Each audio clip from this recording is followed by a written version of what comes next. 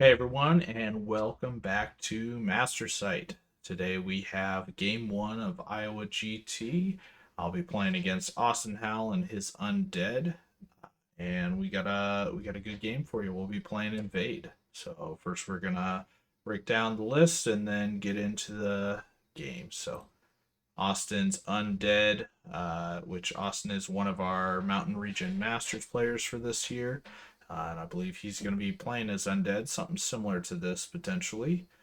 So he has two regiments of spearmen, a regiment of revenants, four troops of wraiths, two troops of mummies, Soul Reaver regiment with Staying Stone, White Horde with J Boots, Vamp Lord with Gnome Glass Shield, Knowledge Bowl, Host Shadow Beast, Rev King with Loot and Surge, Morgoth, and a Revenant on Burrowing Worm with Sharpness, bringing him to 15 drops, 23 unit strength.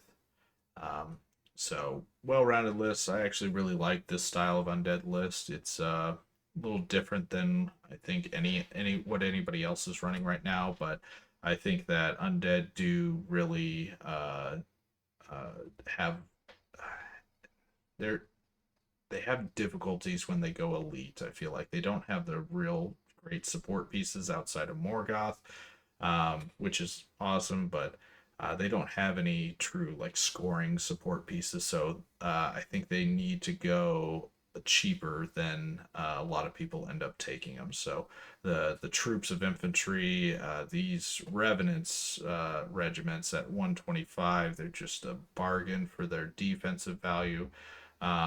And then just projecting a lot of potential threat on the board with the surging and Morgoth speed, as well as just the quickness and speed of like these wraith troops.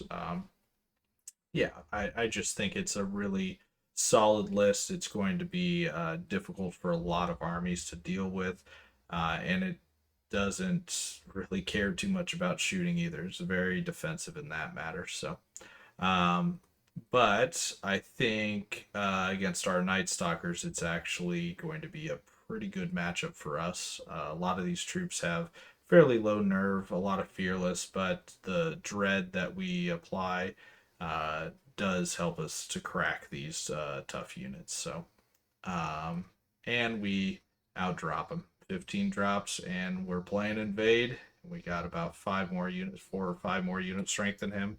So we're the ones that are going to be dictating a lot of things in this game. So let's go ahead, hop into some pictures. So here is the man, Austin Howell himself. He is rocking the truly evil shirt for Undead. So the tournament has some special terrain features. I went over this a little bit in the preview, but we don't really have any rules until we're on the table. So this whole paragraph appears a lot of fluff stuff. So I'll let you guys read that if you want. But ultimately, the terrain piece we're fighting over and going to get bonus points for in this table is Grug's Orc Fort. And it starts being controlled by the evil force. And then, depending on who wins the table, the next players that play on that table will have to fight under. If evil force won, it'll be one thing. If a good force won, it would be a different thing, so on and so on. So it starts evil. That means that this fort has an aura of brutal. And in fact, any of these auras are usually a +1 or stackable. So this is a +1 brutal aura, which Austin does have two units with brutal. His whites and the burrowing worm, I believe.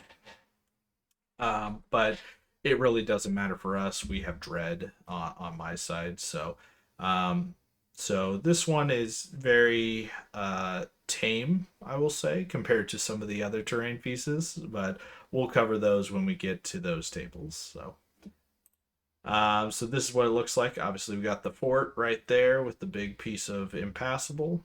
Yeah, so with this board, we just have the fort as the impassable piece, a couple hills across the middle, We do have a couple obstacles, a couple of flats, and then we have several, one, two, three, four, forest. So a little bit different than your standard terrain you see with two of everything, but and deployment. So Austin chose sides. He picked that side he's on, and we'll go into deployment. So his burrowing worm out on the flank with a spearman.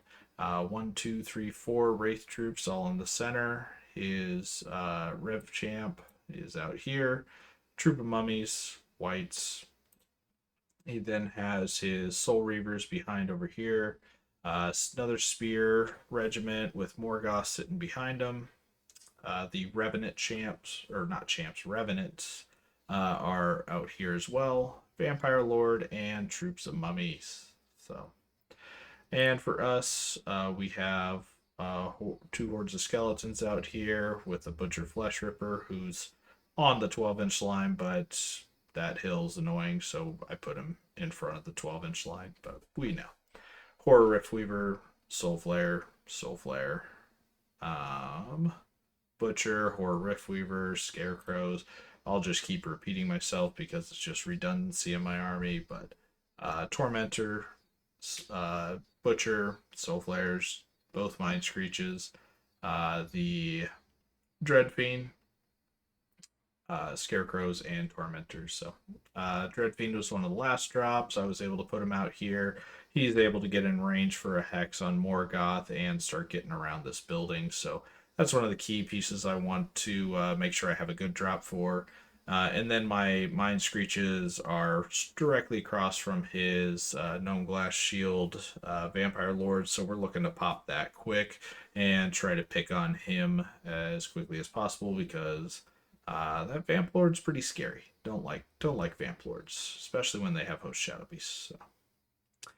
So roll off for first turn for Invade, and I get lucky. I get to go first. So that's always a good feeling when you're playing the scenario that benefits you most to go first. So, and I just run forward with everything. So, pretty standard, straightforward. I put the butchers out in front to project threat and allow for him to charge in with some of his like speed 7 units. But Austin's not gonna take the bait for that. I don't think. We got plenty of flanks opportunities if he does. So, like I said, got the Dreadfiend up, looked in, got a Hex off turn 1. But you know, that's Morgoth usually doesn't cast much of anything turn 1, so not a huge deal, but still like to be annoying when we can.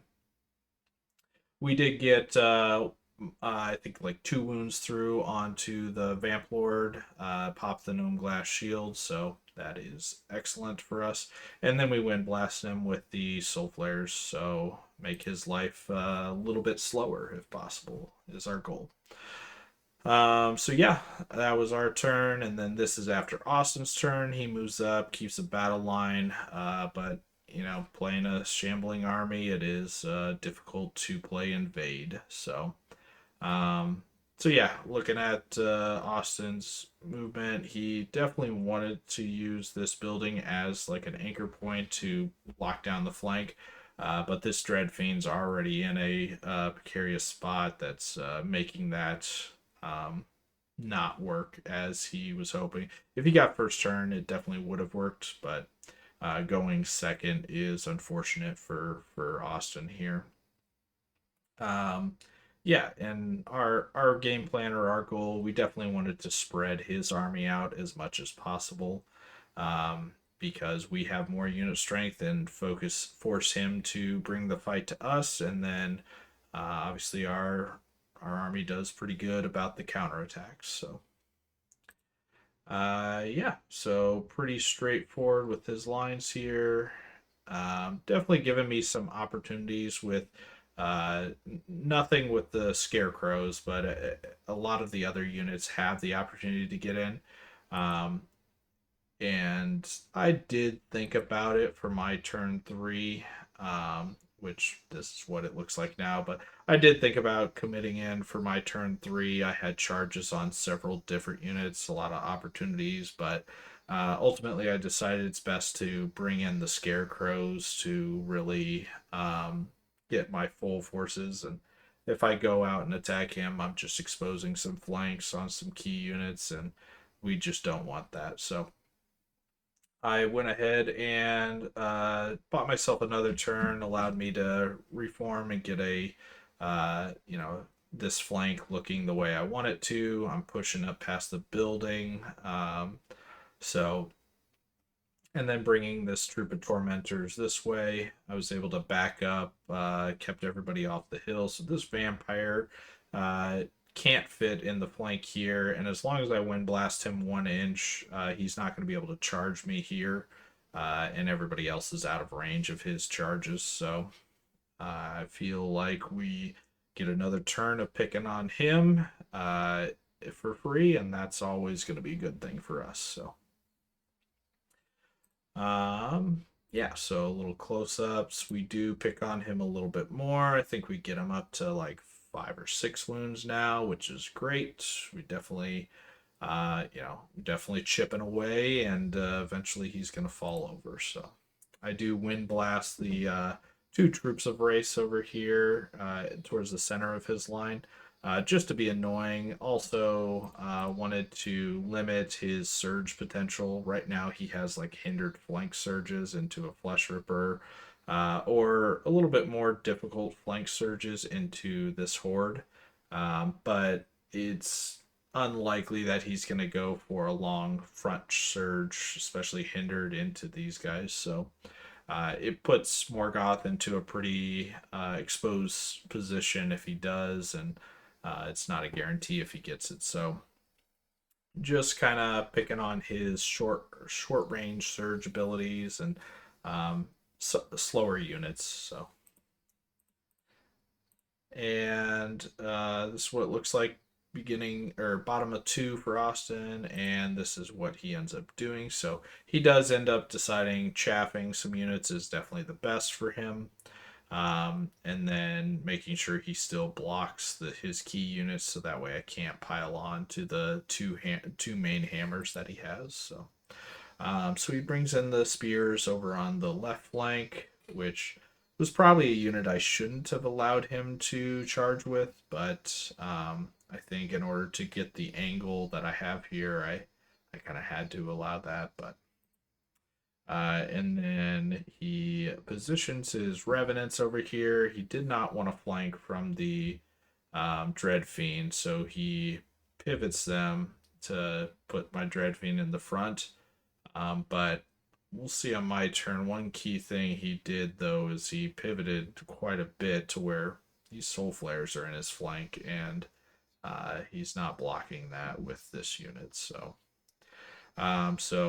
might have been a little bit of a mistake. The hill is obnoxiously large, so we might have just looked like these guys couldn't see him, but they definitely can. So annoying thing that he did, because he ran Morgoth away from my hex, so I couldn't hex him on turn 2. And even if I would have, I failed turn 2 anyway. But he mind fogged this Soul Flare unit, and he rolled the boxcars he needed to wave from. So, yeah, unfortunate, but not the end of the world. Rather him roll the boxcars when it doesn't kill a unit now than when it would later, I guess. So, but I think it's time for us to commit. So turn 3, it's Invade. We want to fight on his side of the board anyway, so we go in. We're picking on some units with anticipation of killing them, and then just blocking up others. So this is a kill charge, butcher off the hill, flank fronts from scarecrows. This is a block up with this butcher. We have a kill charge with the flank from the soul flares that came over from the left in the Horror Riftweaver into the front of Troop of Race. We have a blocking charge. This one's a little dicey. Defense 6 is always tough, especially when you're hitting on 5s. If we do fail to do a wound, that leaves him open for a lot of surge opportunities. Morgoth is right here, so you can definitely get in range of any surge shenanigans he wants to do. But it is statistically very likely we do a wound at least. So we're fine. I'm fine with just leaving these guys right now as it is because I wanted to go for a blocking charge here to hold up these Soul Reavers behind. They can't see anybody, and they even if they could see somebody, they aren't able to pivot with the unit in front of them. So.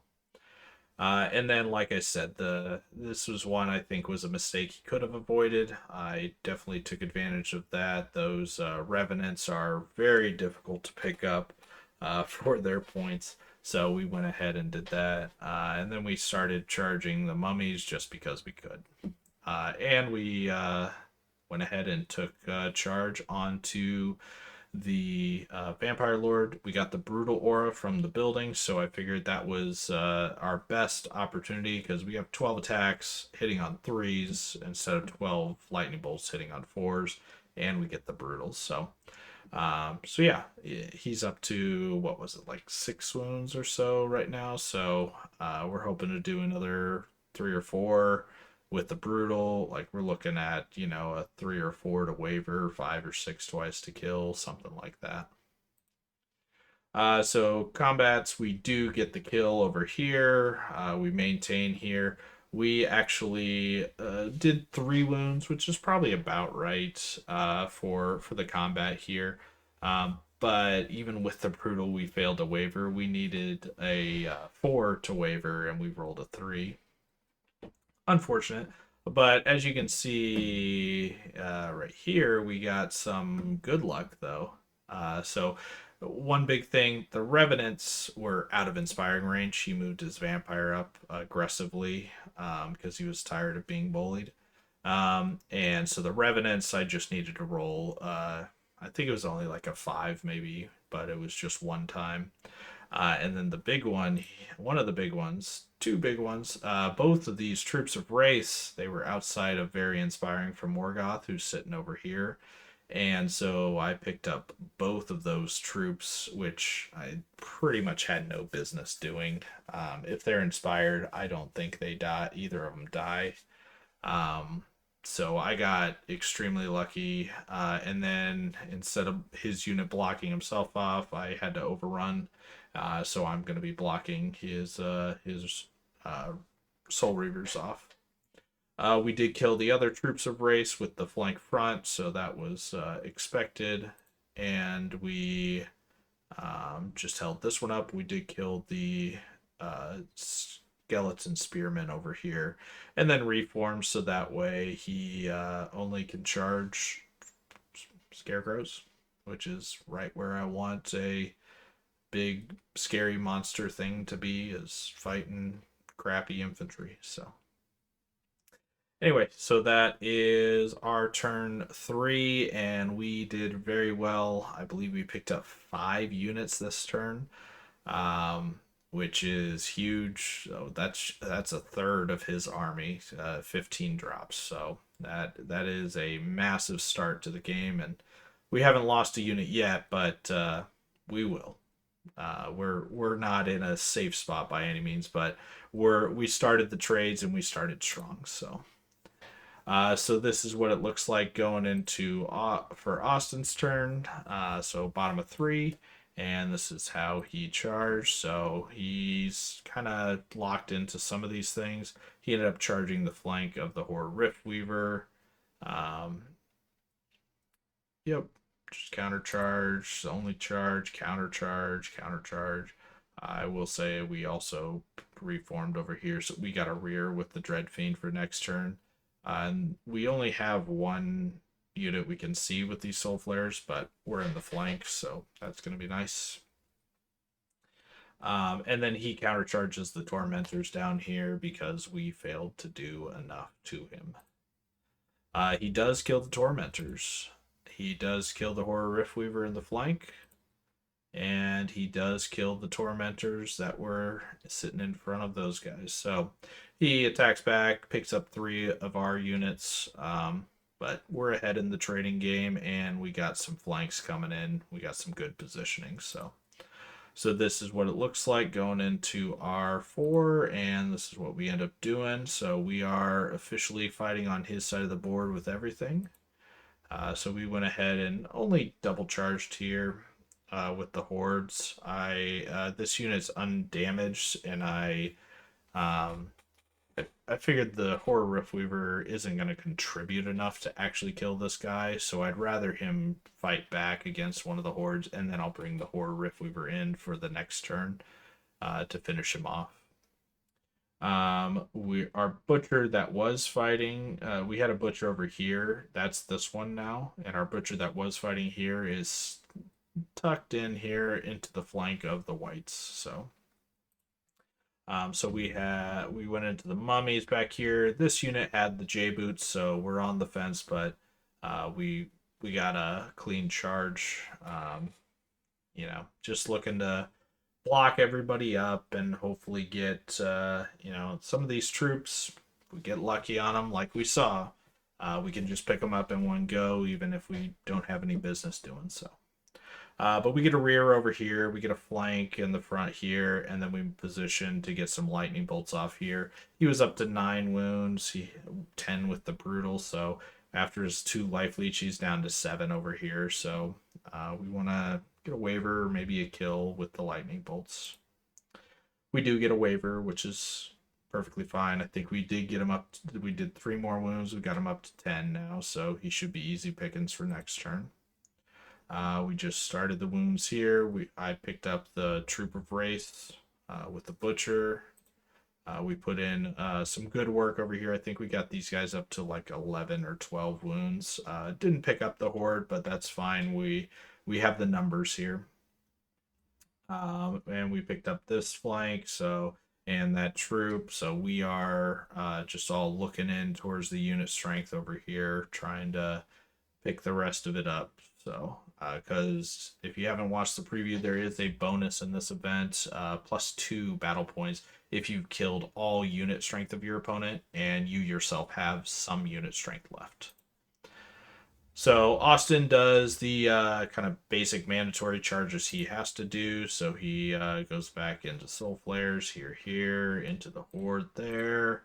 All good, yes, as expected. His individual charge this Horde over here.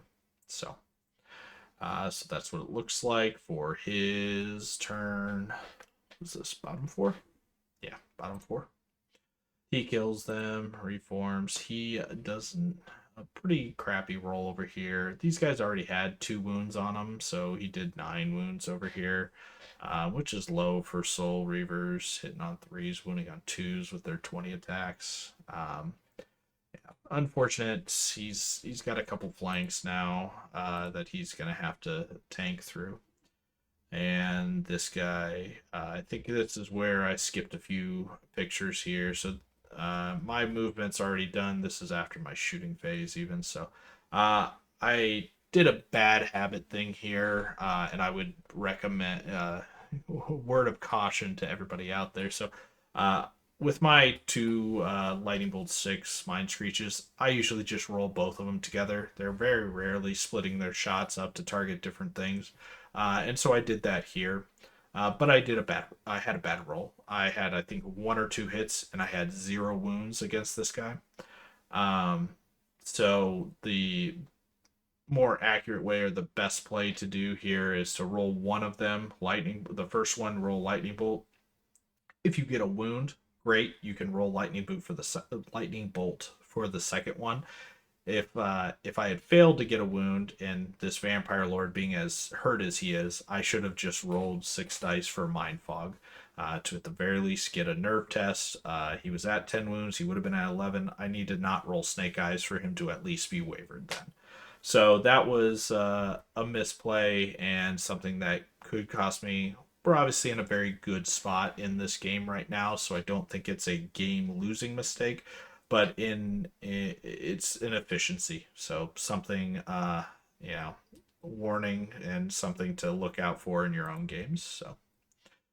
So we pick up the whites, the white horde with both butchers going in. They were pretty damaged. His drain life the turn before, I think, only got him a couple wounds back. So I think he was down to like 8 wounds, and the 10 attacks was enough between both these guys. But he did drain life and waver this guy. He's only at 4 wounds, but got a good nerve roll for him. Um, and then, so yeah, this is on to Austin's turn. So apologize, I skipped some pictures. We'll clear up some stuff, but he's charging in here. He failed to kill me though. Yeah. So I ended up picking up the Soul Reavers as we expected over there. His Undead Worm countercharge did a lot of wounds to my horde. I went in, charged him, and I think I took the Horror Riftweaver, picked him up. So this is my turn 6 after movement on my turn 6. So we've cleaned up everything. He has 2 individuals, or all three individuals left, and a troop of mummies. My main goal is I wanted to pick up these troops of mummies, but I didn't have anything or as much looking at it as I would like, because this guy was wavered, so I only could charge with one butcher. So if we get a turn 7, we're in a good spot to pick him up. We do Hex Morgoth this turn. We charge this guy over here. We're sitting there with a horde to get this building. So, yeah, so we don't pick up anybody except for the Vampire Lord. We do pick up the Vampire Lord this turn. And then, so bottom 6, Austin goes into this horde because they're at like 15 or 16 wounds. So he has a much better chance of picking that horde up.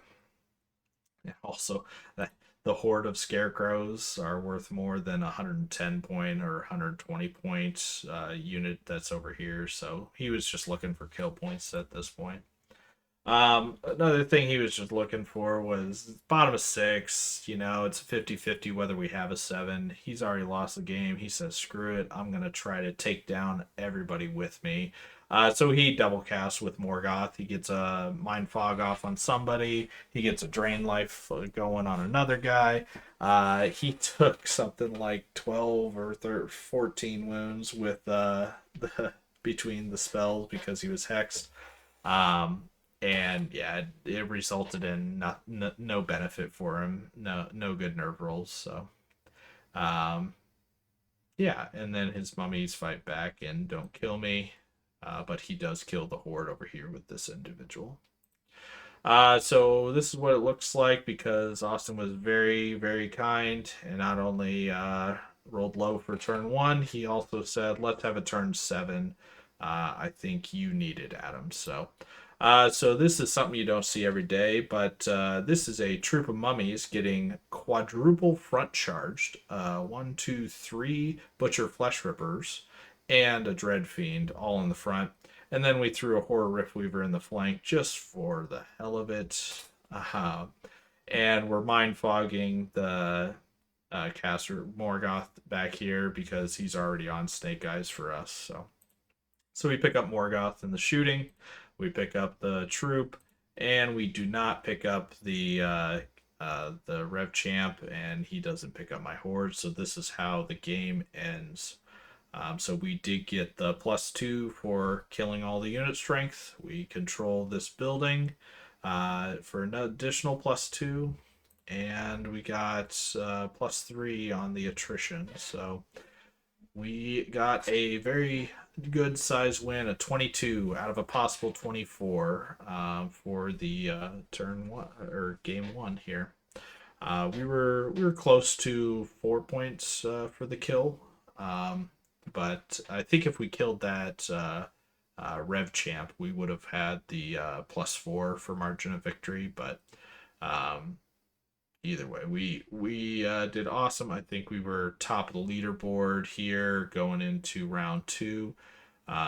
So that is definitely where we want to be. So Good game one. Like I said, good matchup.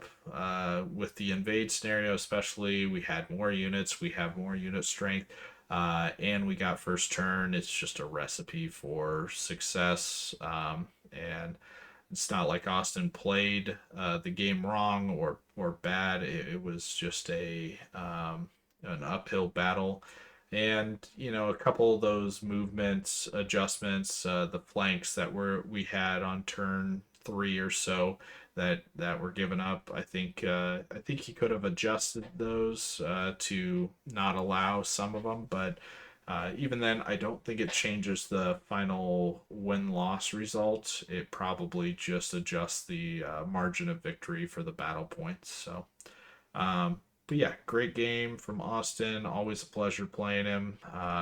And good dice always helps too. So yeah, appreciate the game, Austin, and we'll catch everybody on the next game. That'll be round two of the Iowa GT coming up shortly.